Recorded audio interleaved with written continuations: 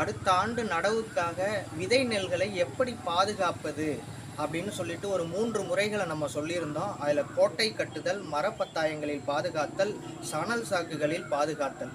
இதே மாதிரி தரமான சணல் சாக்குகளில் எப்படி விதை நெல்லை பாதுகாப்பது அப்படின்னு சொல்லிட்டு பார்க்கலாம். இந்த சணல் சாக்கில் வந்து பார்த்தீங்கன்னா, நம்ம விதை நெல்லை ஃபுல் பண்ணுறதுக்கு முன்னாடி ஒரு 16% நெல்லை நல்லா காய வச்சுக்கணும். காய வைத்த விதை நெல்லோட வசம்பு, நொச்சி இலை, கார மிளகாய், நமக்கு கிடைச்சதுன்னா புகையிலை இலை, இதை 3த்தையும் நல்லா ஒன்றா அதோட நல்லா கலந்து அந்த விதை நெல்லை சணல் சாக்குகளில் நம்ம ஃபுல் பண்ணணும்.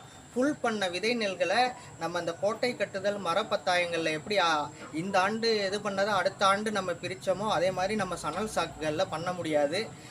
இதில் வந்து பார்த்திங்கன்னா ஒரு 2 மாதத்திற்கு ஒரு தடவை நீங்கள் அந்த சணல் சாக்குகளை உள்ள விதைகளை பிரித்து வெயிலில் நல்லா காய வச்சு திருப்பி அந்த 4 விதமான பொருள்களை உள்ளே வச்சு நீங்கள் வந்து சணல் சாக்குகளில் விதை நெல்களை பாதுகாக்கணும்.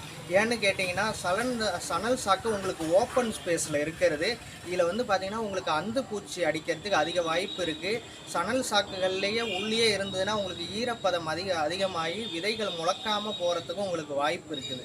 அதனால் நீங்கள் வந்து பார்த்திங்கன்னா ஒரு 2 மாதத்திற்கு ஒரு வாட்டி இதை வெயிலில் நல்லா கொட்டி நீங்கள் காய வைப்பது நல்லது.